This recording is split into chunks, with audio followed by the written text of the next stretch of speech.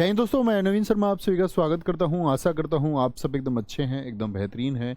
एक बार सारे प्यारे दोस्त बताएंगे आप सब कैसे हैं। उम्मीद करूंगा एकदम बेहतरीन होंगे, एकदम शानदार होंगे।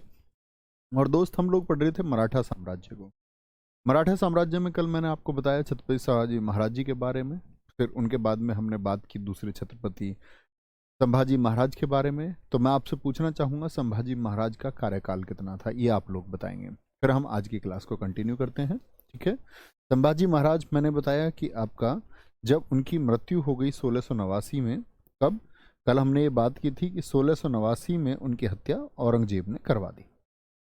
तो दरअसल में यहाँ पर दो चीज़ें थी, याद रख लेना कि संभाजी महाराज जब गद्दी पर हैं तो गद्दी पर संभाजी महाराज ऐसे ही नहीं बैठे, क्योंकि ये क्या थे कि थोड़े आप ऐसे समझ सकते हैं कि एक हठी व्यक्ति होते हैं ना, हठी व्यक्ति थे, जिद्दी व्यक्ति थे। तो छत्रपति शिवाजी महाराज भी इनकी इन नीतियों को पसंद नहीं करते थे कि इतनी जिद ठीक नहीं है।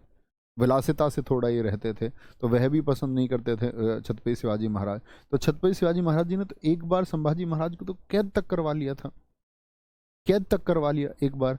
और फिर इन्होंने क्या किया था, छत्रपति शिवाजी महाराज जी ने अपना जो बेटा थे राजा राम, उनको राजा भी घोषित कर दिया था, यानी छत्रपति।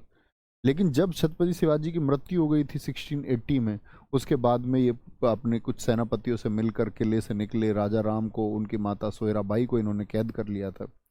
लेकिन 1689 में जब इनकी मौत हो गई तो याद रखेंगे, संभाजी के एक बेटे थे जिसका नाम है साहू जी।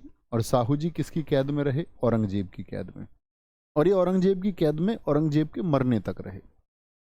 औरंगजेब कब तक? कल मैंने आपको बताया था, औरंगजेब का शासनकाल है 1658 से 1707। तो औरंगजेब की कैद में ये रहे थे सन 1707 तक। संभाजी ने अष्टछाप को खत्म कर दिया। अष्टछाप यानी जो छत्रपति शिवाजी महाराज जी के द्वारा बनाया गया मंत्रिमंडल था। अब क्योंकि ये जिद्दी किस्म के व्यक्ति थे, तो उस मंत्रिमंडल को, कि ये जो मंत्रिमंडल है, ये जो आपका ये पूरा जो यूनिट है जिस पर छत्रपति शिवाजी महाराज जी का यूनिट काम कर रही है, तो उसमें लोगों को शक्तियां मिल रही थी, पेशवा था, अन्य पद थे, उनको खत्म कर दिया गया। उन्होंने बोला कि इस सब की जरूरत नहीं है, ठीक है। चलो जी, इतनी बात समझ में आती है। तो तीसरे छत्रपति बने राजा राम, और नो डाउट बहुत शानदार छत्रपति हैं। इनकी माता का नाम है सोयराबाई। मैंने आपको बताया था कि सोयराबाई किनकी पत्नी है, ये आप मुझे बताएंगे एक बार। पत्नी इनकी ताराबाई है, राजा राम की, ठीक है। राजधानी इनकी सतारा है। और पिता कौन है? आप जानते ही हैं, जब माता सोयराबाई मैंने लिख दी तो पिता कौन हो गए? छत्रपति शिवाजी महाराज जी हो गए, ठीक है। शिवाजी महाराज जी कौन थे? इनके पिता थे। इनके पिता, इनकी जो बुद्धिमानी है उससे पहले से दोस्त जानते थे इस बात को, तो वो तो चाहते थे कि राजा बने, संभाजी महाराज जी की जगह बने। लेकिन बने कौन? राजा राम बने आपका संभाजी के बाद में बने हैं, ठीक है। बहुत अच्छी लीडरशिप इन्होंने की। और इनकी लीडरशिप में आपको देखो इतना सहयोग इनको मिला कि मराठा शासन जो बढ़ना शुरू हुआ है वो शुरू हुआ है छत्रपति शिवाजी महाराज जी के समय पर, ठीक है, सबसे पहली शुरुआत। लेकिन बीच में क्या हुआ? संभाजी महाराज जी के टाइम पर एक डाउनफॉल आया, एक घटोतरी हुई, घटना शुरू हुआ। लेकिन उसको फिर से बढ़ाया राजा राम ने, ठीक है। इनके काल को मराठा स्वतंत्र युग भी कहा जाता है, कि मराठे इस समय पर स्वतंत्र हुए। इन्होंने एक स्टेटमेंट दे दिया कि मराठे सैनिक जितना क्षेत्र जीत लेंगे, या कोई भी मराठा सरदार जितना भी क्षेत्र जीत लेगा, वह उसकी खुद की जागीर हो जाएगा। अब से पहले क्या होता था कि आप युद्ध लड़ो, सारी चीजें किसके कंट्रोल में रहेंगी? राजा के, छत्रपति के कंट्रोल में रहेंगी। जो भी सैनिक युद्ध लड़ते थे उनको खुद वेतन मिलता था, और सारा क्षेत्र किसके अधीन हो जाता था? राजा के। लेकिन इन्होंने एक नया नियम बनाया। इन्होंने बोला तुम युद्ध करके जो भी क्षेत्र जीतोगे वह तुम्हारी जागीर हो जाएगी। मतलब मालिक नहीं हो जाओगे उसके, जागीर वह तुम्हारी हो जाएगी। यानी इन गांवों से जो टैक्स आएगा वह फिर उसका होगा जिसने उसको जीता है। तो आप समझ रहे होंगे लोग कितने जबरदस्त तरीके से लड़ेंगे, क्योंकि अब वो जो जीतेंगे उसके मालिक खुद बनेंगे। इसलिए कहते हैं कि राजा राम के समय पर जो दिन का किसान था वो रात का मराठा सैनिक बन गया। यानी किसान तक भी दिन में तो आपका खेती करते और रात को गुरिल्ला वार चलता। गुरिल्ला वार मतलब छिप कर मारने की नीति। कि युद्ध करो। और इतनी जगह से मुगलों पर युद्ध हुआ। अब तक क्या था, अब तक तो आमने सामने युद्ध होते थे। अब तो ये हुआ कि किसी ने अपने 100 सैनिक इकट्ठे किए और अटैक कर दिया, बोले इस गांव को खाली करेंगे, ये गांव हमारी जागीर होगा। फिर अब क्या समझेंगे आप, कितना जबरदस्त अटैक हुआ होगा। तो राजा राम ने ये सारी पॉलिसी चलाई और भैया आगे बढ़ाया। अब औरंगजेब को भी पता चला कि भैया राजा राम, क्योंकि औरंगजेब तो खिलाफ होगा कि नहीं होगा। और मुझे बताइए औरंगजेब इस टाइम तक है या नहीं, यस और नो? आप कहेंगे हाँ जी। तो यहां पर जब राजा राम के खिलाफ एक अटैक हुआ तो राजा राम यहां से शिफ्ट करके, राजा राम आपका शिफ्ट कर गए यहां से, आपका ये पहुंच गए जिंजी। रायगढ़ में थे पहले, ये कहाँ थे, रायगढ़। रायगढ़ से ये गए जिंजी। जिंजी फिर यहाँ पर औरंगजेब ने अटैक किया। जिंजी के बाद में ये आपका विशालगढ़ गए, विशालगढ़ गए और विशालगढ़ के बाद में फिर महाराष्ट्र सतारा में आए और सतारा में आकर के बसे और सतारा को कैपिटल बनाया। अच्छा भैया, ये तो जगह जगह जा रहे थे औरंगजेब के आक्रमण से बचने के लिए, ठीक है। और एक इनकी पॉलिसी की वजह से इनकी जो सेना है वो मुगलों पर भी युद्ध कर रही थी, उसी से तो औरंगजेब परेशान है। तो बड़ी गजब एक बात हुई कि यहां पर जो ये रायगढ़ को जब छोड़ के चले गए तो संभाजी महाराज जी की पत्नी है येशुबाई, उन्होंने कमाल संभाली औरंगजेब के खिलाफ और वो युद्ध लड़ी थी। कोई दिक्कत, कोई परेशानी? अब दरअसल में ये 19 वर्ष के छत्रपति बने थे। मतलब अगर मैं बात बताऊं आपको, 1670 का इनका जन्म है और 30 वर्ष की अवस्था में बीमारी के चलते हुए इनकी मौत हो गई। 1700 में क्या हो गई, इनकी मृत्यु हो गई। अब 1700 में जो मृत्यु हुई इनकी, तो भैया क्योंकि इन्होंने तो ऐसी चीजें व्यवस्थित कर दी कि मराठा शासन अब बढ़ेगा, क्योंकि हर किसी को जागीर का हक दे दिया गया। और बड़े मतलब अगर बात करें नरम दिल के व्यक्ति थे, इतने नरम दिल के कि कभी सिंहासन पर नहीं बैठे राजा राम। उन्होंने कहा कि मैं तो संभाजी का जो बेटा कैद में है औरंगजेब, गद्दी पर तो उसको होना था, मैं तो उसका सिर्फ एक रिप्रेजेंटेटिव हूं, एक प्रतिनिधि हूं। अपने आप को कैद में दिल्ली में बैठे हुए किसी व्यक्ति का प्रतिनिधि बता करके शासन करने वाले और मराठा साम्राज्य का विस्तार करने वाले ऐसे व्यक्ति को आप एक बेहतरीन शासक कहेंगे। तो कहने का मतलब है ये बहुत शानदार छत्रपति मिले मराठा साम्राज्य को, जिनके समय पर क्या हुई, चीजें बढ़ी। ओके, चौथे छत्रपति आपका, इनकी मृत्यु के बाद में शिवाजी द्वितीय, ये सन 1700 से लेकर के 1707 हैं। मैं आपसे पूछूंगा कैद में कौन है, बताना मुझको। शिवाजी द्वितीय की उम्र 4 वर्ष है, ठीक है। और शिवाजी द्वितीय हैं, इनके जो पिता हैं वो कौन है, राजा राम। अब क्योंकि पिता की मृत्यु हो चुकी है राजा राम, और माता कौन थी इनकी पत्नी, देखो राजा राम की पत्नी कौन है, ताराबाई। तो इनकी माता कौन हुई, शिवाजी द्वितीय की माता हुई ताराबाई। अब जो इनके पिता है वो तो रहे नहीं, पिता तो एक्सपायर हो गए। तो माता कहती है कि मैं इनकी अब गार्डियन बन करके, यानी क्यूरेटर बन के, अब इनकी संरक्षिका बन के इनको गद्दी पर बैठाऊंगी। इनकी माँ है, ठीक है। और कुल 4 वर्ष की अवस्था में, तो ये तो जानते होंगे कि इनको तो कोई होश हवास रहा ही नहीं होगा, ठीक है। कोई होश और हवास इनको तो रहा ही नहीं होगा, इतने छोटे बच्चे को कोई उम्र रही है। तो भैया यहां पर सन 1700-1707 तक आराम से चलता रहा सब कुछ। ये ताराबाई लीड करती रही मराठा शासन को, मुगलों से लगातार लड़ाई लड़ती रही, और मुगल भी इनसे इस समय संघर्ष कर रहे थे। लेकिन मुगलों का संघर्ष कमजोर क्यों पड़ गया, क्योंकि मैंने आपको बताया इस पॉलिसी की वजह से जो राजा राम ने बनाई कि जो जीतोगे वह जागीर तुम्हारी, इसने मुगलों के अंदर एक इतना, मुगलों को मतलब खदेड़ने का काम किया और मराठाओं के अंदर एक मोटिवेशन का काम किया, ठीक है जी। तो शिवाजी द्वितीय रहे गद्दी पर। सन 1707 में औरंगजेब की मृत्यु के समय मराठा साम्राज्य किसके हाथों में था भैया, आप भी जानते, ताराबाई के हाथों में था। 5वें छत्रपति बने साहूजी महाराज सन 1707 से लेकर के 1749। पीछे स्लाइड पर देखना जरा, आप कहेंगे भैया ये 1700 से 1707, तो 1707 में क्या हो गया, जैसे राजा राम तो एक्सपायर हो गए थे, ठीक है। अब 1707 में क्या हुआ कि राहु रिहा हुआ, कौन, सॉरी साहू रिहा हुआ। तो यहां पर आपको एक बात देखनी है कि साहू जी जब रिहा हुए तो 1707 में कैद से आजाद किया मुअज्जम ने। मुअज्जम कौन है, ये औरंगजेब का बेटा था। अब आप कहेंगे बाप ने कब्जे में किया तो बेटे ने क्यों छोड़ दिया, ये कौन है, मुअज्जम। इसके पिता का नाम है, मुअज्जम बोलते आपका पिता का नाम क्या है? पिता का नाम है औरंगजेब। औरंगजेब, ठीक है। अब इसकी चालाकी थी, दरअसल में इसके सेनापति ने कहा मुअज्जम से कि इस समय हमारे सामने दो दिक्कतें हैं। तुमको खुद को अपने भाइयों से दिक्कत है, और दूसरी दिक्कत यह है कि दक्षिण में मराठा शक्तिशाली होते जा रहे हैं। तो जो मराठा शक्तिशाली होते जा रहे हैं उनके लिए सिर्फ एक तरीका है कि इस साहू जी को क्या कर दो, रिहा कर दो। तो साहू जी जाके अपना अधिकार मांगेगा या नहीं।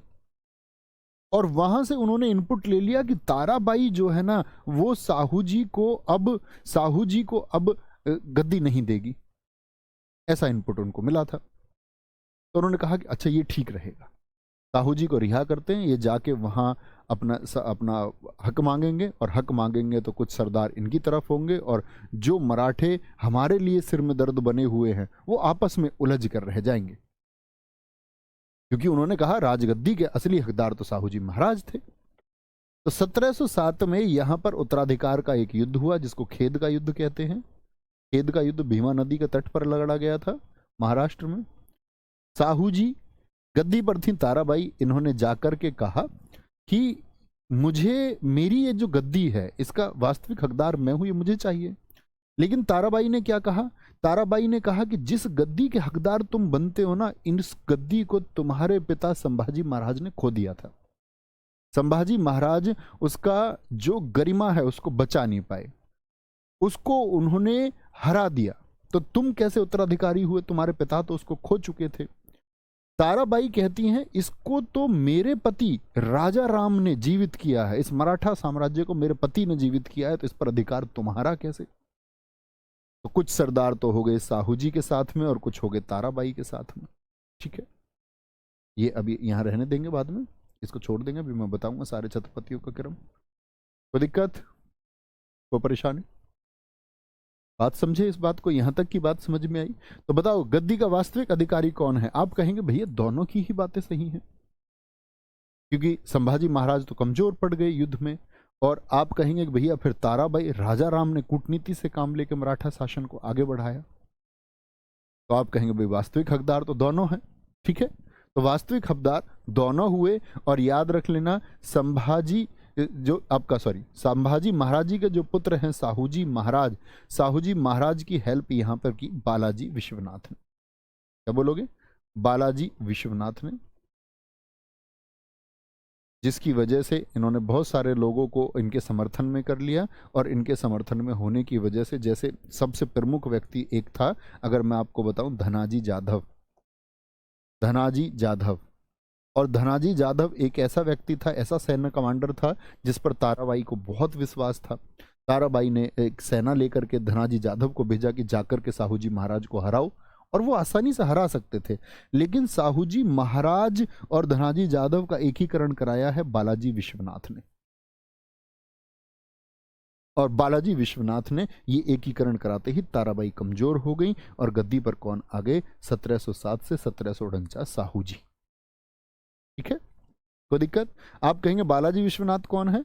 ये एक साधारण घर से, आप कहें तो एक साधारण घर से, मतलब एक बोलते हैं चित्त पावन ब्राह्मण परिवार से पैदा हुआ एक व्यक्ति महाराष्ट्र में मराठा साम्राज्य में पेशवा तक पहुंचा अपनी इंटेलिजेंस की वजह से, अपनी कूटनीति की वजह से। जो इनके यहाँ सैनिक भर्ती हुए, सैनिक से सैन्य कमांडर बने धीरे धीरे धीरे धीरे। ठीक है, तो बताइए साहू जी महाराज के गद्दी पर बैठने पर सबसे बड़ा योगदान किस व्यक्ति का है? एक बार बोलेंगे तो आप कहेंगे जी बालाजी विश्वनाथ का है। ठीक है, तो बालाजी विश्वनाथ पहले पेशवा बने। पेशवा मैंने बताया सबसे बड़ा पद होता था मराठा साम्राज्य में। इसको जीवित कर दिया गया क्योंकि छत्रपति शिवाजी महाराज जी ने बनाया इसको, संभाजी ने अष्टछाप को खत्म कर दिया, अब इसको फिर से बनाया गया, क्रिएट किया गया। तो क्या बोले साहू जी महाराज कि बड़ा सम्मान करते थे।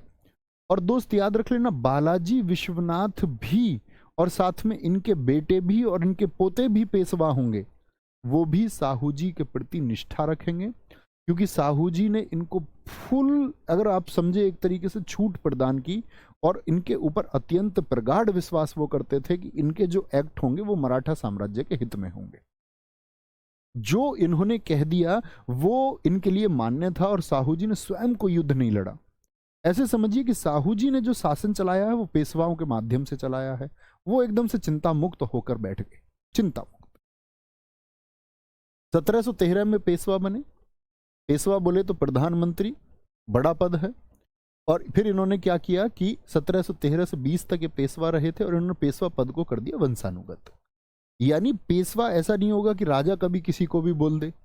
अब शक्ति इनके पास भी थी, तो इन्होंने बोला कि वंशानुगत का मतलब हेरिडिटरी के हिसाब से, यानी कि जो मेरा बेटा है वो अगला पेशवा बनेगा, जो मेरा बेटा है वो अगला पेशवा बनेगा। बात समझे? तो दूसरे पेशवा कौन बने इनकी मृत्यु के बाद में?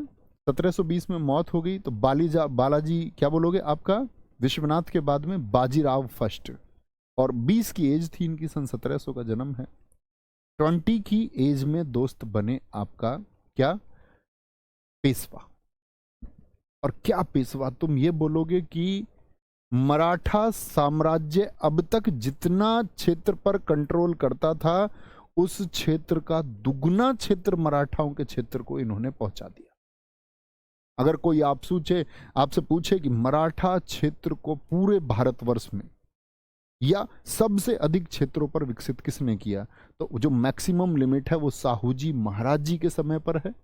छत्रपति शिवाजी महाराज जी के खुद के जीते गए क्षेत्रफल से लगभग 2.5 गुना क्षेत्रफल साहू जी महाराज जी के समय था, और वो कारण थे उसके बाजीराव प्रथम। आपने मूवी भी देखी होगी बाजीराव प्रथम। तो बाजीराव प्रथम एक लड़ाके हैं, और इतने शानदार लड़ाके हैं कि अपना सारा जीवन उन्होंने बैटल ग्राउंड पर जिया है, युद्ध में अपने सैनिकों के साथ में, सैनिक शिविरों में।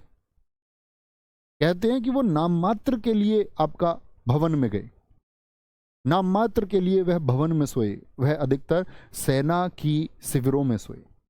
सेना के शिविर मतलब जो ग्राउंड में टेंट लगे रहते थे, वहां पर सोते थे अपने सैनिकों के साथ में। मैं हमेशा अपने छात्रों को बताता हूं कि दिल्ली का इनके समय पर एक शासक था मोहम्मद शाह रंगीला। मोहम्मद शाह रंगीला को ये पता चला कि दक्षिण में कोई व्यक्ति बड़ी तीव्र गति से अपना नाम कमा रहा और बहुत जल्दी दिल्ली आने वाला है, तो उन्होंने एक चित्रकार को भेजा था कि भैया चित्रण करना आकर के। शायद मैंने आपको बताई हो पुराने छात्रों को। तो वो गया था गुप्तचर, चुपचाप उसने देखा, एनालिसिस किया, बाजीराव के शिविरों में गया, देखा, देख के वापस लौट के आया। उसने बोला जी वो आदमी तो सैनिकों के साथ ही रहता है। एक बड़ा शानदार चित्र बनाया था, घोड़े पर लगाम पड़ी हुई, हाथ से बालियां मसलते हुए। कहते मोहम्मद शाह रंगीला उस चित्र को देख करके डर गया। उसने कहा ये आदमी कभी आए तो बताना, मैं पहले भाग जाऊंगा। ठीक है, तो दिक्कत तो क्या बोलोगे, बाजीराव प्रथम। और बाजीराव प्रथम की 2 पत्नियां आप जानते ही हैं, काशीबाई और दूसरी पत्नी उनकी मस्तानी है, जो छत्रसाल थे। बुंदेलखंड क्षेत्र, बुंदेलखंड के ये शासक हैं, बुंदेलखंड के शासक हैं राजा छत्रसाल। कहते हैं राजा छत्रसाल की एक आपका मुसलमान कोई प्रेमिका थी, उनसे पैदा हुई थी मस्तानी, और मस्तानी से जो मुलाकात करवाई है बाजीराव की वो छत्रसाल ने करवाई है। क्योंकि छत्रसाल पर जब बुंदेलखंड पर मुगलों का अटैक हुआ तो छत्रसाल ने एक चिट्ठी लिखी थी बाजीराव प्रथम को मदद के लिए, क्योंकि मराठा बड़ी शक्ति थे इस समय। उन्होंने कहा कि जी अब तो मुगलों ने नियंत्रण करने वाले हमारे ऊपर, आपकी मदद के लिए उम्मीद करते हैं। कहते हैं कि जिस समय वो चिट्ठी उनको पढ़ के सुनाई गई तो बाजीराव आपका खाना खा रहे थे, और उस खाने को छोड़ करके जब तक उनका घोड़ा बुंदेलखंड नहीं पहुंच गया तब तक वो रुके नहीं। तुरंत, मतलब ऐसे समझो तुम घोड़े पर वो सवार रहते थे। ऐसे ही कुछ चीजें आपको बताऊंगा। एक और अभियान उन्होंने ऐसा किया है। 1728 में उन्होंने पालखेड़ का युद्ध लड़ा, निजामुल मुल्क को हराया। निजामुल मुल्क कौन है? ये हैदराबाद का निजाम है। दरअसल में जो हैदराबाद शहर है इसकी स्थापना ही निजामुल मुल्क ने की। हैदराबाद का ये निजाम था, हैदराबाद का संस्थापक भी इसको हम कह सकते हैं। अब क्योंकि हैदराबाद इसने बसाया था रंगीला के समय पर, तो ये पावरफुल आदमी तो था ही, जिसने खुद को मुगलों से अलग करके ये कह दिया था कि मैं स्वतंत्र हूं। और लगभग 100 युद्धों का अनुभव भी है इसके पास में। 100 वॉर इसने लड़े हैं, 100 युद्ध का अनुभव था। तो आप समझ सकते हैं बाजीराव के ऐसा नहीं है कि दुश्मन भी कमजोर हों, दुश्मन भी बहुत कड़े थे। बहुत दुश्मन थे। और यही दुश्मनों में से एक निजामुल मुल्क को इन्होंने हराया 1728 में। इनसे मुंगी सिंगाव की संधि की, और मुंगी सिंगाव की संधि में कहा गया कि साहू जी महाराज एकमात्र छत्रपति हैं। साहू जी महाराज ऐसे बैठे हुए थे अपने आराम से, क्योंकि उनको पता था बाजीराव अभी जिंदा है। तो बाजीराव अभी जिंदा है तो उनको चिंता करने की जरूरत ही नहीं। यहाँ बाजीराव ने ये मुंगी सिंगाव की सदगी में बोला कि इस भारत में एकमात्र राजा कौन है ये स्वीकार करो, और वो साहू जी महाराज हैं। ठीक है। 1739 में जो पुर्तगाली एक्टिव थे उनको हराया।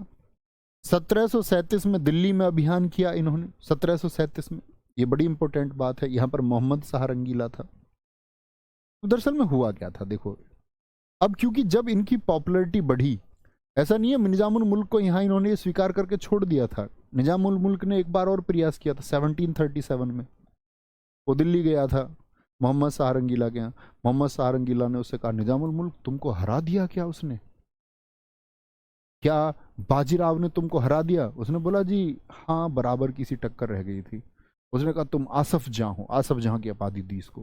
बोला फिर से जाके लड़ाई करो। उसको चढ़ा दिया उन्होंने निजामुल मुल्क को। निजामुल मुल्क फिर सेना लेकर फिर मारा इसको 1737 में। यहाँ पर एक और संधि आती है 1738 की, तुम बोलोगे उसको बोलते दुरई सराय की संधि। निजामुल मुल्क को इन्होंने 2 बार हराया। निजामुल मुल्क कह रहा, यार मैं तो पहले ही हार माना हुआ था, ऐसी बेवजह मुझको चढ़ा दिया, फिर से लड़ा दिया। ठीक है। तो 1737 में दिल्ली में अभियान किया। इसके कारण थे कि इन्होंने मैसेज दे दिया उत्तर के सारे राजाओं को, इलाहाबाद, बनारस, ठीक है, आपका दिल्ली, जितने भी आपस में अवध का क्षेत्र, बुंदेलखंड का क्षेत्र, इस सबके पास इन्होंने पत्र भेज दिए कि ये क्षेत्र मुझको चाहिए सारे।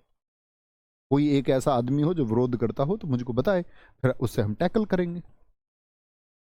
तो यहां पर इन्होंने एक अपना मल्हार राव होलकर नामक आदमी को भेजा हुआ था। मल्हार राव होलकर नॉर्थ में भेजा हुआ था कि जाकर के इन पर अभियान किया। लेकिन मल्हार राव होलकर को जो है ना, अवध का एक संस्थापक था। जैसे हैदराबाद का संस्थापक निजामुल मुल्क है, ऐसे ही सादत खान, आप जानते हैं कहाँ का? सादत खान कितने बच्चे जानते हैं कि ये अवध का संस्थापक है? ये आप पढ़ेंगे जब मैं मुगल आपको पढ़ाऊंगा। तो सादत खान, जो बच्चे पढ़ चुके हैं वो जानते होंगे। तो आप कहेंगे सादत खान अवध का संस्थापक था, उसने भी खुद को, अगर बात करें रंगीला के समय, अलग किया। तो इसने मल्हार राव होलकर को हरा दिया, और मल्हार राव होलकर को हरा के कहता है कि मैंने बाजीराव को हरा दिया है। अब बाजीराव ने तो 40 लड़ाइयां लड़ी थी, किसी एक को भी नहीं हारे। और इसने ये मैसेज सादत खान ने भेज दिया कहां? दिल्ली, मोहम्मद शाह रंगीला को, कि तुमको चिंता की बात नहीं है, मैंने मराठाओं को हरा दिया है और साथ में बाजीराव को भी हरा दिया है। अब ये मैसेज बाजीराव के पास भी पहुंचा कि भैया तुम्हारे बारे में दिल्ली में बातें चल रही हैं, दिल्ली में ये बातें चल रही हैं कि तुम मर चुके हो। तो कहते हैं कि 10 दिन का सफर था, अगर तीव्र गति से किया जाए, ठीक है, मतलब सॉरी, तीव्र गति से नहीं किया जाए, 10 दिन का सफर था कि अगर सेना अपने पास में हाथी, घोड़े, इन सब को लेकर के चला जाए तो। लेकिन उन्होंने 500 घोड़े पकड़े, और कहते हैं कि 2 दिन में बिगर सोए वो दिल्ली पहुंचे, और 500 मराठाओं ने दिल्ली में आके तलवार चलाई। मोहम्मद शाह रंगीला इस समय पर दिल्ली को छोड़ के भागा, और दिल्ली छोड़ के भागा मोहम्मद शाह रंगीला, और एक मैसेज इन्होंने दिया था कि भैया अभी हम जिंदा हैं। ये प्रूव करने के लिए पहुंच गए, बस इस तरह की अफवाहों का शिकार ना हो। ठीक है, कोई दिक्कत? तो मोहम्मद शाह रंगीला इन्होंने दिल्ली पर अभियान किया। कब? बहुत पूछा था, 1737। ये बात आपको हमेशा याद रख लेनी है, कभी इस बात में गलती नहीं करनी है, कभी गलती कर दो, ठीक है। और साहू जी को इन्होंने क्या कर दिया, उनके साम्राज्य में बहुत वृद्धि कर दी। और आगे आते हैं फिर तीसरे पेशवा, इनकी मृत्यु जब हो गई, तो इनकी मृत्यु के बारे में कहानी सुन लीजिए। मृत्यु इनकी मतलब बीमारी से हुई है। तो इनकी पत्नी, क्योंकि जो बाजीराव की पत्नी मस्तानी है, मस्तानी का संबंध मुस्लिम समुदाय से हो गया, तो मराठाओं ने एक्सेप्ट करने से मना कर दिया कि जो इनका बच्चा है बाजीराव का, उसको हम हिंदू स्वीकार नहीं करेंगे, उसको हम जो शासन है पेशवाई में उसको जगह नहीं देंगे, ठीक है। और जब भी अपने अभियानों पर गए तो इवन उल्टा उन्होंने कैद भी कर लिया मस्तानी को। तो कैद कर लिया, तो उसके बाद इन्होंने अपना सारा जीवन कह दिया कि मैं युद्धों में गुजार दूंगा। और कहते लड़ते लड़ते मरे, लड़ते लड़ते, ठीक है, बीमार हालत में भी लड़ते हुए। अंतिम मृत्यु जो हुई है इनकी बीमारी की वजह से हुई है अंत में। थर्ड पेशवा इनके बाद में कौन बने? बालाजी बाजीराव 1740 से 61। ठीक है, एक इसके बाद में बाजीराव, आप उम्मीद करूंगा बाजीराव के बारे में समझ पाए होंगे। बहुत सारे कथन हैं, चीते की चाल, बाज की नज़र और बाजीराव की तलवार पर संदेह नहीं करते, वो उन्हीं की बात है। लेकिन उनका बड़ा एक अच्छा स्टेटमेंट था। श्रीपति राव उनके एक विरोधी थे मराठाओं में, श्रीपति राव, जो बाद में बड़े विश्वास पात्र उनके हुए। तो ये एक बात को दर्शाता है कि उनके अंदर कूटनीति भी थी, कि उन्होंने जो उनके खिलाफ दुश्मन थे, जो उनके अगेंस्ट सोचने वाले लोग थे, उनको भी उन्होंने अपने फेवर में किया, अपनी बहादुरी और अपनी बोलते ना कि एक इंटेलिजेंस की वजह से। श्रीपति राव से उन्होंने एक स्टेटमेंट दिया था कि भाई, श्रीपति राव कहते थे कि हमको दक्षिण में ही अपनी शक्ति को बढ़ाना है, सिर्फ साउथ में हम कंट्रोल करते रहें तो काफ़ी बात होगी। लेकिन उन्होंने कहा नहीं नहीं, साउथ नहीं, अभी मुगल कमज़ोर हैं, अभी हमको, उन्होंने कहा था कि हमको सीधे तने पर वार करना चाहिए, शाखाएं स्वयं गिर जाएंगी। तो मुगलों के लिए उनका स्टेटमेंट था कि अभी उन पर सीधे वार होना चाहिए। ठीक है, तो दिक्कत। तीसरे पेशवा बालाजी बाजीराव बने 1740 से 1761। ठीक है, इन्हीं बालाजी बाजीराव के पुत्र हैं कौन? विश्वास राव। विश्वास राव के पुत्र हैं आपके, सॉरी, विश्वास राव, और ये बालाजी बाजीराव के भाई के लड़के हैं, विश्वास राव के चचेरे भाई हैं सदाशिव राव भाऊ, और पेशवा बालाजी बाजीराव के बेटे हैं आपका रघुनाथ राव। कौन है जी? रघुनाथ राव, ये बात याद रख लें। ठीक है, रघुनाथ राव, बहुत बढ़िया। कोई दिक्कत? कोई दिक्कत, कोई परेशानी? किसके बेटे हैं बताएंगे मुझको एक बार? बालाजी बाजीराव, ये बाजीराव के बेटे हैं। ठीक है, लेकिन मस्तानी के बेटे नहीं है, काशीराव के हैं। ठीक है, कोई दिक्कत? बिल्कुल ठीक है, वारियर गुरमीत जी, बहुत शानदार। कोई दिक्कत, कोई परेशानी? ताराबाई युद्ध क्यों नहीं की सर? ताराबाई के मुख्य आदमी को नहीं मिला लिया, मैंने बताया नहीं, जाधव को ही मिला लिया। ताराबाई के अकेली लड़ती, अगला इंसान। हाँ जी बिल्कुल, आप सब लोगों को पता होगा दोस्त, कल से जीएस का आपका 3 बजे का प्रैक्टिस सेट, जो लगभग 10-15 दिन से छुट्टी पर था, कल से शुरू होने जा रहा है।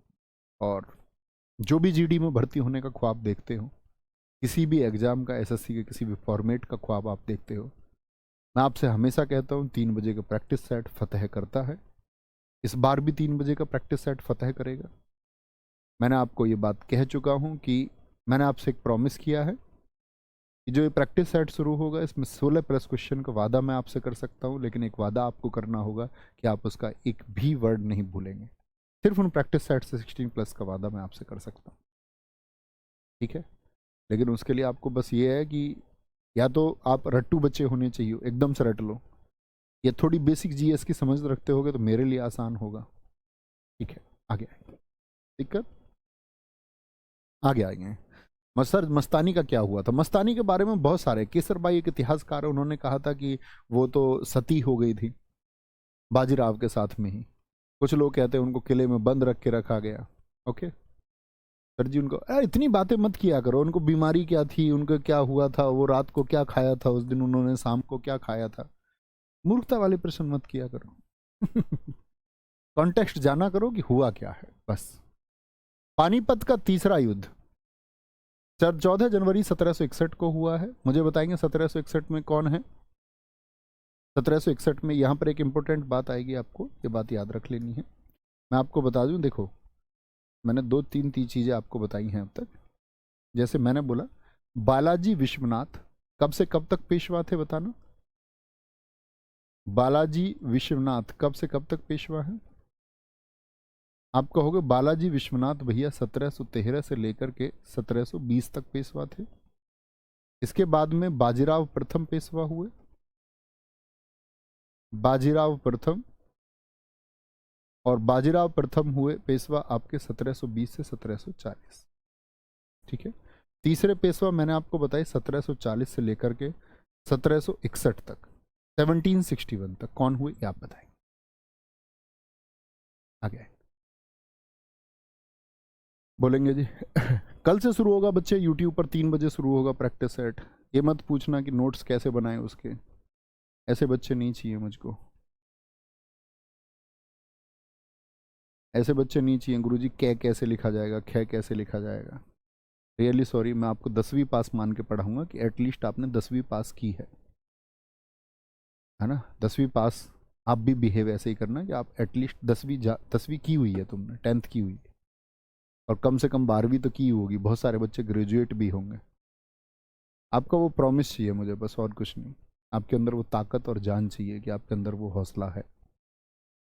ऐसे बच्चे नहीं चाहिए मुझको कि पीडीएफ मिलेगा नहीं मिलेगा। जो हाथ से नोट्स बनाएगा वो 16+ करेगा। जो पीडीएफ छापता है इधर उधर से, कॉपी चोरी करने के चक्कर में जो बच्चा रहता है, जो मेहनत कम करना चाहता है, उस बच्चे से मेरा कोई प्रॉमिस नहीं है, ना कभी होगा।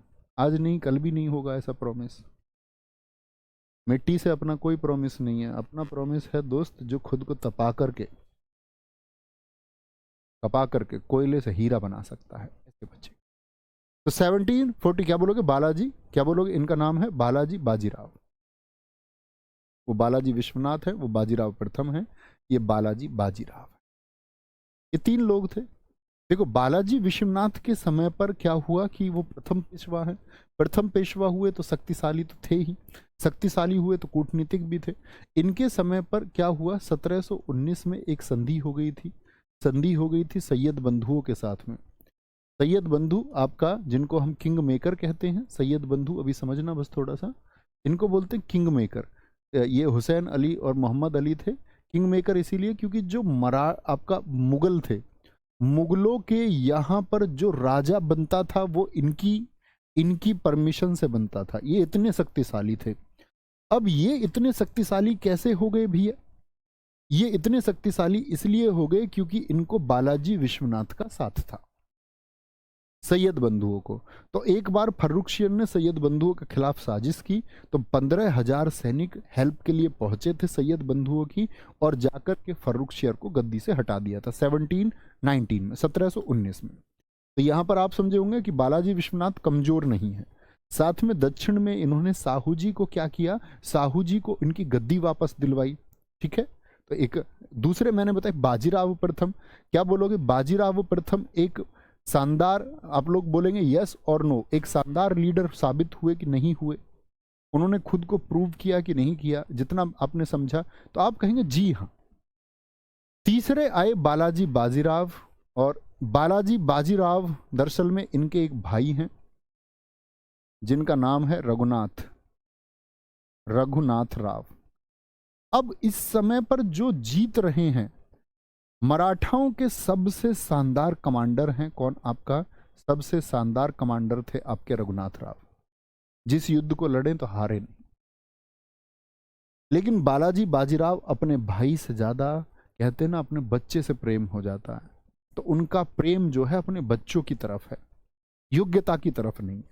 बालाजी बाजीराव का यही वजह होगी कि मुगल यहाँ पर, वह मुगल जिनकी कोई टक्कर में नहीं, सॉरी मुगल बोलो, मुगल जिनकी तो हालत उस समय खराब हो चुकी थी एकदम से, जो एकदम से मुगल दरबार तो अंदर राजनीति का एक दरबार हो चुका था, षड्यंत्र का दरबार हो चुका था। वह मराठे जिनकी कोई टक्कर में नहीं था, उनको इनकी सोच और समझ की वजह से एक चूक झेलनी पड़ेगी और इनको नीचा होना पड़ेगा। कैसे देखेंगे जरा। पानीपत का तीसरा युद्ध 14 जनवरी 1761 को हुआ, मराठा और अहमद शाह अब्दाली के बीच में। मराठाओं की तरफ से सेनापति कौन है? 30 साल के सदाशिव राव और 20 साल के विश्वास राव, यानी कि बच्चों को भेज दिया युद्ध लड़ने। जाना किसको चाहिए था? रघुनाथ को, जो सैन्य कमांडर थे, उनको नहीं भेजा गया क्योंकि मराठाओं को ये लगता था कि भाई साहब हम इस युद्ध को हार ही नहीं सकते। मराठाओं ने तो इस युद्ध को युद्ध तक नहीं समझा था, वो तो इसको पिकनिक स्पॉट समझ रहे थे कि ये पिकनिक है, एक पिकनिक है। इधर अहमद शाह अब्दाली ऐसा नहीं था, पहली बार आया था दिल्ली अब से पहले भी आया था ये। दिल्ली में दरअसल में एक, आपने कभी नाम सुना हो, नादिर शाह का नाम सुना है, जो भारत में आकर के कोहिनूर को लूट कर ले गया था 1739 में। नादिर शाह का ही वंशज है। नादिर शाह की मौत हो गई थी 1748 में, उसको ईरान का नेपोलियन हम कहते हैं। तो नादिर शाह अफगानिस्तान का, वो भी भारत आ चुका था। उसके बाद में अहमद शाह अब्दाली पंजाब को लूट के ले आ चुका था। दिल्ली 1757 में आ चुका था, 1759 1760 में आ चुका था अहमद शाह अब्दाली। लेकिन जब बार बार दिल्ली को ये लूट रहा था तो इसके लिए चैलेंज बना एक आपका, किसी ने बताया कि अहमद साहब अब्दाली, तो इनको मराठों को इसने चैलेंज कर दिया। अब मराठे भी कहते ठीक है हम इससे लड़ेंगे, लेकिन वो इसको बहुत मजबूती से नहीं लेते। वो समझते वो कमजोर व्यक्ति है और हमारी शक्तिशाली सेना है। अहमद साहब अब्दाली के साथ हुआ नजीब खान रुहेलखंड क्षेत्र से और सुजाउद्दौला अवध का नवाब। इसने इन लोगों को साथ मिलाया और बोला कि अब मराठाओं का जो इतना बड़ा शासन है, उन मराठाओं को हमको हराना होगा। यहां देखना ध्यान। अब भैया ये चल दिए, अब ये चल दिए यहाँ महाराष्ट्र से उत्तर भारत में। तो शुरू में कहते हैं कि 1 लाख लोग, 1 लाख की सेना थी इनकी। 1 लाख के साथ में चलते चलते 4 लाख और जुड़ गए। 4 लाख कौन है जी? ये 4 लाख कह रहे हैं कि उत्तर भारत के मंदिर देखने हम जा रहे हैं युद्ध में। और इतनी जनता मराठाओं के साथ होली कि बेवजह बच्चे भी महिलाएं भी, ये संख्या हो गई 5 लाख। 5 लाख ये संख्या जब हो गई, 5 लाख ये संख्या जब हो गई दोस्त, ये पहुंचे कि कहां पर? उत्तर में। 5 लाख तो लोग होते। अहमद साहब अब्दाली ने क्या किया कि इनकी यहां से कनेक्टिविटी खत्म करवा दी, जो यहां से इनका खाना वाना जाता था, क्योंकि सेना तो यहां बैठी हुई है पानीपत हरियाणा में। ये कनेक्टिविटी खत्म हुई तो ये भूख से बेचैन हुए सारे लोग। ऐसा नहीं मजबूती से गए, इब्राहिम खारदी तोप खाना लेके गया है, पूरी तोप वो सब कुछ है इनके पास में। लेकिन जब खाने की कनेक्टिविटी खत्म हुई तो विचलित हुए। भैया युद्ध लड़ो, युद्ध लड़ो। 14 जनवरी मकर संक्रांति का दिन था, युद्ध रख लिया। और सच में मराठे टू मच पावरफुल से इनसे। इब्राहिम गारदी ने बहुत जबरदस्त तोप चलाई, लेकिन युद्ध स्थल में जब खबर आती है कि विश्वास राव हाथी से गायब हो चुका है, वो युद्ध जिसको दोपहर बाद तक मराठे एकदम खुला खुला जीत रहे थे, इस खबर के आते ही कि विश्वास राव हाथी से गायब हो चुका है, सदाशिव राव हाथी से उतर चुका, इस बच्चे को देखने के लिए कि मेरी ड्यूटी थी, ये क्या हो गया? मुझसे सब कहेंगे कि उस बच्चे को, तुम्हारी ड्यूटी थी विश्वास राव को, इन लोगों को तो इसलिए भेज दिया इनके पिता ने, बाजीराव ने, कि ये सेना का थोड़ा सा अनुभव इनको हो जाएगा। अब जैसे ही ये उतरे, पूरी सेना में ये बात फैल गई कि भैया सदाशिव राव और विश्वास राव मारे गए। पूरी मराठा सेना में भगदड़ हो गई और जिस युद्ध को अहमद साहब अब्दाली हार रहा था, उसको वह जीत गया। ठीक है, वह उसको जीत गया। ये बात समझे, बात समझे इस बात को। अब इसमें बहुत सारे फैक्टर थे। जब मराठा इधर से चल रहे थे तो इधर से जाते समय ये आगरा में आपका मैंने बता रखा जाट लैंड है, आगरा मथुरा वाला क्षेत्र, सूरजमल थे वहां पर, जिनको हम जाटों का प्लेटो कहते हैं। ये इनकी मुलाकात हुई मराठों से, तो मराठों ने एक स्टेटमेंट इनको दिया था कि इन्होंने कहा था कि भाई हम तुम्हारे साथ है, किसी भी मदद की जरूरत है। तो मराठों ने एक स्टेटमेंट दे दिया इनको कि तुम भी यदि उनके साथ मिल जाओ, यानी अहमद साहब अब्दाली के साथ मिल जाओ, तो हमें कोई दिक्कत नहीं है। आप सोचते मराठा इस समय तक अपने घमंड में चूर हो चुके थे। जो मराठा शासन जिसको छत्रपति शिवाजी महाराज जी ने, राजा राम जैसे लोगों ने, बाजीराव प्रथम जैसे लोगों ने, बालाजी विश्वनाथ जैसे लोगों ने अपनी शानदार कूटनीति मेहनत से अपने रक्त से बनाया था, वो इस समय तक क्या बोलेंगे, कुछ ऐसे लोगों के हाथ में आ गया जो घमंड का शिकार थे। तो यहाँ पर क्या हुआ, तब इन्होंने सूरजमल जी के बारे में, इनको आप लोगों को भी बड़ा गर्व होगा जान करके, बाबा सूरजमल इनको कहते हैं जाट समुदाय के द्वारा। तो ये आपका इन्होंने क्या किया कि भाई इन्होंने, तो जब आप सोचिए आपके सामने कोई ऐसे आपको इग्नोर कर दे कि भाई इग्नोर कर दिया गया कि आपकी जरूरत ही नहीं है, ठीक है ठीक है तुम लड़ लो खुद। उनको भी लगता था मराठे जीत जाएंगे, कोई दिक्कत नहीं। लेकिन जब कहते हैं कि दोस्त इस युद्ध में ये माना जाता किसी भूमि पर first world war, second world war के बाद में सबसे ज्यादा लाश इस युद्ध में, तीसरा बड़ा युद्ध इसको कहा जाता है, जिसमें सबसे ज्यादा लाश गिरी है। करीब कहते हैं 2 लाख व्यक्ति युद्ध भूमि पर मारे गए। महाराष्ट्र का, मराठाओं का ऐसा कोई घर नहीं था जिस घर में शोक ना मना हो किसी व्यक्ति के मरने का। इसीलिए आज भी मराठाओं में उत्तर भारत को लेकर के एक क्रोध होता है। वो कहते हैं कि हम दक्षिण से उत्तर लड़ने गए लेकिन उत्तर के लोग लड़े नहीं। लेकिन उसमें एक स्थिति और थी कि उन लोगों ने इग्नोर कर दिया। अब इग्नोर कर दिया तो यहां पर एक बात देखने को आपको मिलती है कि यहां पर एक बात इग्नोर देखने को मिलती है कि जब वो घायल लोग वापस आ रहे थे तो उन लोगों की पट्टी आदि की, रुकने की, रुकाने की, जो हजारों लोग वापस आए, उन सब की व्यवस्थाएं सूरजमल ने, क्या बोलोगे, महाराज सूरजमल ने उन सब की व्यवस्थाएं की। ठीक है, फिर हम आगे बढ़ेंगे आपका यहाँ पर तीसरे आंगल युद्ध की तरफ। अब क्योंकि देखो एक चीज हुई, मराठा कमजोर हुए तो अब अंग्रेज इसी बात का तो अंदेजा लगाते थे। अंग्रेजों ने आज तक मराठाओं की तरफ नहीं देखा, लेकिन अब उनको दिखा कि मराठा कमजोर हो गए हैं, तो कौन एक्टिव होंगे जरा बताएं, बताएंगे फटाफट से, अब कौन एक्टिव होंगे? भैया अंग्रेज तो बोलेंगे इसी मौके का तो फायदा उठाना चाहते थे। अब अंग्रेज एक्टिव हो गए, क्योंकि रघुनाथ राव जो भाई थे जिनको रिप्लेस कर दिया बालाजी विश्वनाथ ने, अंग्रेजों को मौका मिल गया उनसे बात करने का। अंग्रेजों ने उनसे बात भी कर ली, तो अंग्रेजों और मराठाओं के बीच 3 युद्ध हुए। ठीक है, अंग्रेजों और मराठाओं के बीच 3 युद्ध हुए हैं। रघुनाथ राव ने सूरत की संधि 1775 में ईस्ट इंडिया कंपनी के साथ की। उन्होंने बोला कि सूरत वाला क्षेत्र अगर अंग्रेज मेरा साथ देते हैं तो मैं तुमको देता हूं, ये दे दिया गया। इस युद्ध को मराठे जीते, लेकिन अंग्रेजों का साथ रघुनाथ राव ने ले तो लिया, लेकिन कोई काम नहीं आया वो साथ, क्योंकि मराठे इतने कमजोर भी नहीं हुए थे। और 1782 में सलवाई की संधि हुई और अंग्रेजों से एक ट्रीटी साइन करवाई गई। अंग्रेजों से ये बोला गया कि तुम मराठाओं से कभी युद्ध नहीं करोगे, 20 साल का तो एक प्रॉमिस लिया गया।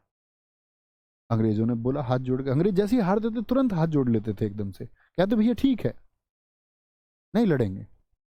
तो नेतृत्व क्या बोलेंगे, महादजी राव सिंधिया ने जो अंग्रेजों को हराया है, और मल्हार राव होलकर ने। क्या बोलोगे, इन 2 लोगों ने किनको हराया था, ईस्ट इंडिया कंपनी को। क्योंकि मराठे इतने कमजोर नहीं हुए। अब यहां तक क्या हुआ कि 1782 का प्रॉमिस हुआ कि 20 साल तो कम से कम अंग्रेजों ने लिख के दिया कि युद्ध नहीं करेंगे। 1802 तक का एक प्रॉमिस था। अब अंग्रेज भी बड़े चालू हैं, क्योंकि उनको लगा था कि भाई आगे किसी से अगर हारेंगे और प्रॉमिस करेंगे तोड़ेंगे तो लोग विश्वास नहीं करेंगे। थोड़ा सा विश्वास भी बनाते थे शुरुआती दौर में। ठीक है, सन 1800 में नाना फडणवीस, जिनका नाम जनार्दन भानु है, इनका देहांत हो गया। ये इंपॉर्टेंट है। नाना फडणवीस दरअसल में एक ऐसे व्यक्ति थे जिन्होंने मराठाओं को एकजुट करके रखा। आज आप मराठाओं में बहुत सारे परिवार देखते होंगे, जैसे होलकर फैमिली है। होलकर फैमिली जानते हैं आप, नाम सुना है? होलकर किसी एक व्यक्ति, अहिल्याबाई होलकर आपने नाम सुना होगा। सिंधिया जैसे आपने सुना होगा, ज्योतिरादित्य सिंधिया, मध्य प्रदेश सिंधिया, ये भी मराठे हैं। इन्हीं की बुआ है वसुंधरा राजे, राजस्थान में लड़ रही थी सीएम होने के लिए। कहते राजघराने की चलती एक नए व्यक्ति को उन्होंने बना दिया, पहली बार विधायक बने, पहली बार सीएम बने। भजन ऐसा होना चाहिए राजनीति में। आप लोग भी समझते होंगे यार, पुराने लोग ही राजनीति करते रहेंगे, अगर कोई 20 साल तक सीएम रहेगा तो नए व्यक्ति को मौका कब मिलेगा? मिलना चाहिए सबको मौका। कोई कुछ भी करेगा, ऐसा थोड़ी एसएससी के लिए अगर हिस्ट्री पढ़ा रहे, स्टैटिक पढ़ा रहे तो नवीन शर्मा ही पढ़ाएंगे, नहीं, सबको मौका मिलना चाहिए। अच्छा, पुराने वालों को हटाते रहो, नए नए वाले लोगों को लाते रहो। तो क्या बोलेंगे आपका, नाना फडणवीस ने उन सारे मराठाओं को रोका हुआ था, सिंधिया, होलकर, ठीक है, भोसले। इनकी मृत्यु के बाद में सारे मराठा अलग अलग हुए, अंग्रेजों को फिर से मौका मिला। मराठे इसके बाद बट गए। पुणे वाले मराठों को हम पेशवा कहते हैं, इंदौर में जो है इनको होलकर, नागपुर में भोसले, बड़ौदा में गायकवाड़, और आपका ग्वालियर में सिंधिया। ये राजघराने थे जो अलग अलग हो गए। ये राजघराने थे तो अलग अलग हो गए। सर मल्हार राव होलकर तो पहले ही हार गए, तो हार ही तो गए, मरे थोड़ी हैं। ठीक है, बाजीराव सेकंड को हटाकर के उनकी जगह विनायक राव को गद्दी पर बिठाया गया। ठीक है, ये बात भी अभी छोड़ दीजिए, मैं आपको एक क्रम बता देता हूँ। 1761 तक तो मैंने आपको बता दिया, 1761 के बाद का लिख लीजिए, यहाँ किनारे पर लिख लेना, पेशवा माधव राव नारायण, कहीं किनारे पर लिख लो, पेशवा माधव राव नारायण। ये पेशवा थे 1761 से लेकर के 72 तक, और इनके बाद में बने पेशवा नारायण राव। पेशवा नारायण राव वंशानुगत था, पुत्र के पुत्र ही बन रहे थे। ये 1772 से 1 साल के लिए रहे, 73 में।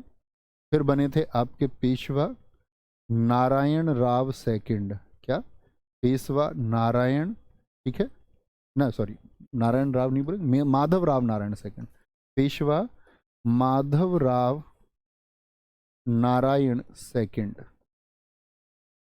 नारायण सेकंड। ये बने 1773 से लेकर के, और 74 लिख लीजिए तो ज़्यादा सही होगा, 1774 से लेकर के 1795 तक। और इनके बाद में बने पेशवा बाजीराव सेकंड। पेशवा बाजीराव सेकंड ये अंतिम पेशवा होंगे 1796 से लेकर के 1818। अंग्रेज पेशवा पद को ही खत्म कर देंगे फिर।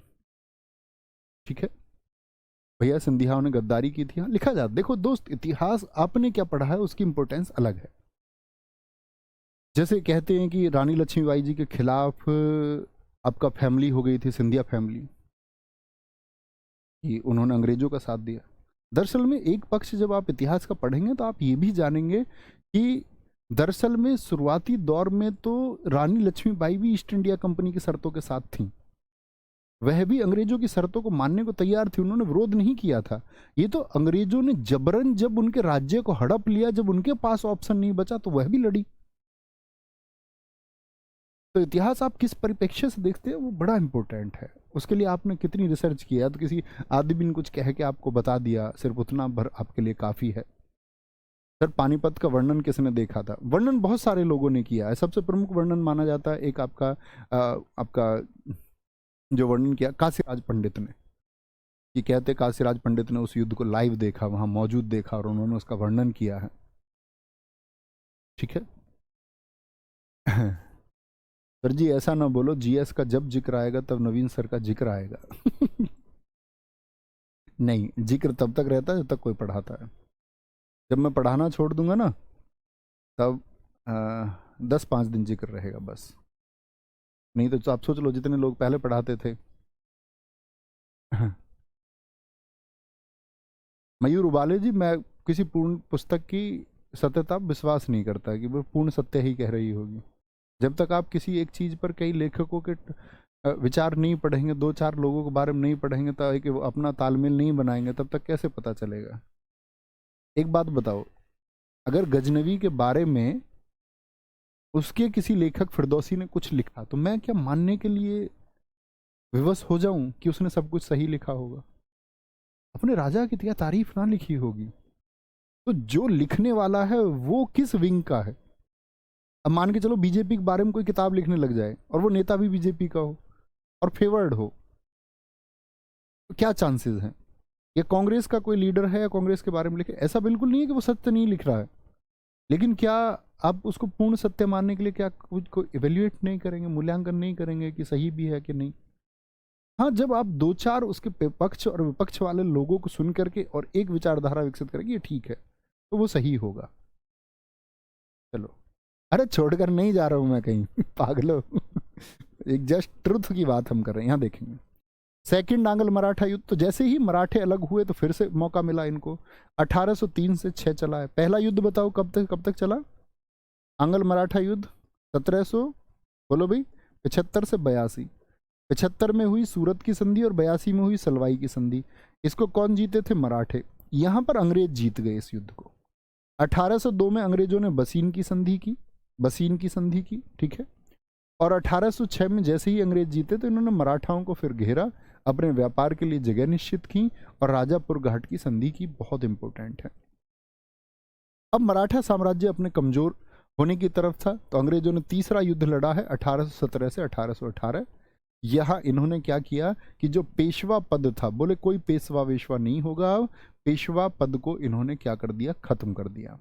और बाजीराव सेकंड जो मैंने अभी बताए थे आपको, अंतिम पेशवा हैं 1796 से 1818। बाजीराव पेशवा को पेंशन दी और विठुर भेज दिया, कानपुर भेज दिया गया कि यहाँ दक्षिण में तुम रहोगे ही नहीं। जहां इनकी मौत हुई बाद में आपका 1853 में। इन्हीं के गोद लिए हुए बेटे हैं नाना साहिब धोंदू पंत, और फिर अंग्रेज इनकी पेंशन को भी बंद कर देंगे। ये मैं 1857 की क्रांति के समय आपसे प्रश्न पूछूंगा कि अंग्रेजों ने मराठाओं में किस व्यक्ति की पेंशन को बंद कर दिया था। इसी इनकी पेंशन के बंद होने के कारण 1857 की क्रांति में इनके लोग खिलाफ उतरेंगे। तो भारतवर्ष से अगर मैं तुम्हें बताऊं ना, बहुत कम लोगों का लगाव था। दरअसल में तो सब लोग अपनी अपनी जगह बचाने के लिए लड़े हैं। ऐसा कोई नहीं था कि भाई अंग्रेज भारत में आ गए तो अंग्रेजों से लड़ते हैं। किसी को कोई दिक्कत ही नहीं थी जब तक उसके क्षेत्र में अंग्रेज नहीं आ रहे थे। ठीक है, कोई दिक्कत ही नहीं है। जब उनके यहां उनको लगता था शिकंजा कस गया, अब कुछ बचा नहीं है, तब लड़ते थे। और ये हकीकत है, ये सच है। इसके लिए आप कहें कि आप भारत के लोगों को इस तरह से आप कह रहे हैं कि जी उन्होंने युद्ध नहीं किया, किया है बहुत सारे लोगों ने, लेकिन राजाओं ने अपनी अपनी रियासतों के लिए किया है। ये तो जब आज़ाद भारत होने की बात हुई तो एकल जो लड़ाई लड़ी है भगत सिंह जैसे लोगों ने और इस देश के 6 लाख शहीदों ने, इंडिविजुअल ने जो लड़ाई लड़ी है, वह उनको महान बनाती है। वो व्यक्ति हैं जो देश के लिए लड़े। चंद्रशेखर आजाद जैसे लोग हैं, खुदीराम बोस जैसे लोग हैं, तो वो बहुत लोग हैं। लेकिन अगर आप देखोगे अधिकतम राजाओं की बात, तो ना के बराबर राजा ऐसे हैं जो स्वाभिमान के लिए विदेशी शक्तियों से लड़े, कि देशीयता के लिए लड़े, सब अपने अपने जागीरों के लिए लड़े। ये भी एक सत्य है। ठीक है, तो अपना ख्याल रखिए। बहुत शानदार तरीके से ये हम यहाँ तक पढ़ रहे थे मराठाओं का कैसे उदय हुआ, अंग्रेजों ने किस तरह से मराठाओं की कमज़ोर होती हुई, आप भी अपना घर कभी कमज़ोर ना होने देना, नहीं तो कोई ना कोई बैठा होगा इस फिराक में कि जब आपका घर कमज़ोर होगा तब वह उसका फ़ायदा उठाएंगे। तो आपका परिवार यदि एकत्रित है, इकट्ठा है, तो उसको इकट्ठा रखिए। तो ख्याल रखिए अपना। मिलते हैं आपका मित्र कल अगली क्लास में। ऐसे ही आगे बढ़ते रहेंगे, रिवीजन आप करते रहिए। और कल से मैं आपको बता चुका हूँ, कल यानी 14 तारीख से शाम 3 बजे यूट्यूब पर, क्या बोलोगे, शाम 3 बजे यूट्यूब पर जीएस का प्रैक्टिस सेट शुरू होने जा रहा है। और जीएस का ये प्रैक्टिस सेट क्या मायने रखता है किसी भी एसएससी के एग्जाम में, पुराने छात्र बता सकते हैं, जो सेलेक्ट हुए हैं वो बता सकते हैं आपको। आप कैसे इसको तैयार कर पाएंगे, 1 घंटे का प्रैक्टिस सेट होगा। जो चीज़ें आपको डिलीवर की जाएं वो आपको तैयार करनी होंगी। आप तैयार कर पाएंगे तो आप स्कोर कर पाएंगे, और आप कमज़ोर हैं, तैयार नहीं कर सकते हैं, तो दोस्त शायद आपको और दिन तैयारी करनी पड़ेगी। ये एक सत्य है। इस जज्बे के साथ आना कि इस प्रैक्टिस सेट में भैया एक भी तुमने अगर शब्द लिख दिया तो वो मुझे तैयार मिलेगा आपको, ये मैं प्रॉमिस करता हूँ तुमसे। और फिर मेरा प्रॉमिस है आपके सिलेक्शन का। थैंक यू, बाय बाय, नमस्ते। किसी भी सब्जेक्ट का क्वेश्चन होगा जीएस का, आप बना पाएंगे। Thank you.